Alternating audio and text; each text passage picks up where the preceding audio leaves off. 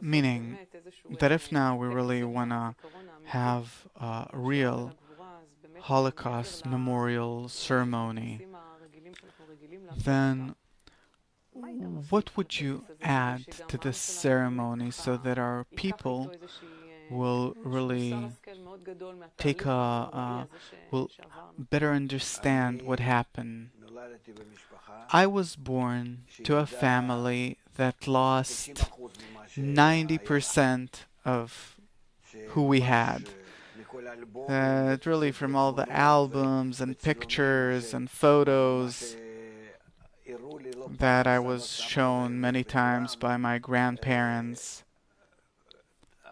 really, maybe 10% were left that I could say that he lives there and she lives here and so on. All the rest were burned. So this is why I'm saying that enough with the regret. We have to take ourselves into our own hands and put our brain and common sense opposite our feelings so it will really not repeat itself. Because what do? We cry at Yad Vashem, we put up more memorials, we go to Auschwitz to see what happened there. It doesn't help.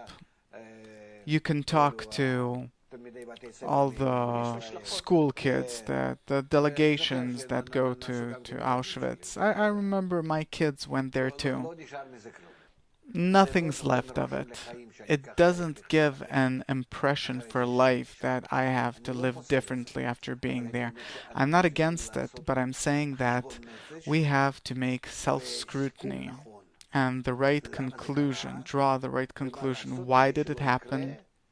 And what do we have to do so it won't happen again as a result of us being inside the system of nature, where there works an unbreachable law which says that you, the Jews, have to come to connection between yourselves as a nation, like Abraham did and like it was strengthened by Moses and all the kings of Israel, and only after that you have to show it to the nations. The very moment you start doing that work, even the tiniest step, you'll already feel how you're started to be treated differently. The anti-Semites will start understanding why did they hate you. Because this is subconsciously what they want to see. They say that you have the keys to the well-being of the world, to the world's happiness and good fortune. By this you open it up for them and you say, yeah, we will reveal it now. How to reach a state that the world will be happy, will feel good. And all the anti-Semites say it. We need you. You are responsible for all the problems and troubles. We're 7 billion. You're 0.2% from the entire world. And how many problems you make.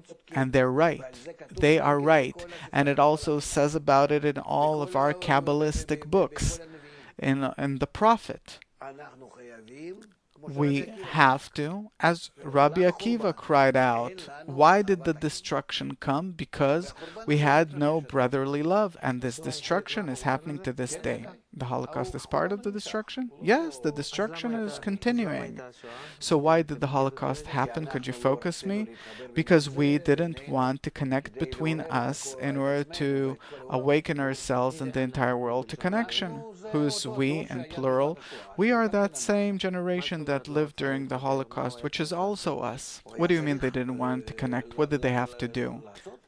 They had to keep the Torah of Israel, where the general rule is love another as thyself.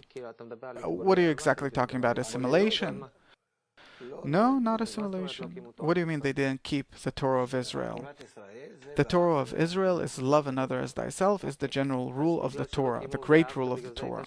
And because they didn't keep it, there was the Holocaust? Yes, but it's a generalization because for sure there were people that kept it. No. From all the 6 million that lived in Europe, no one kept the rule of love another as thyself. What's the new precept or what? Do you know what was the situation back then?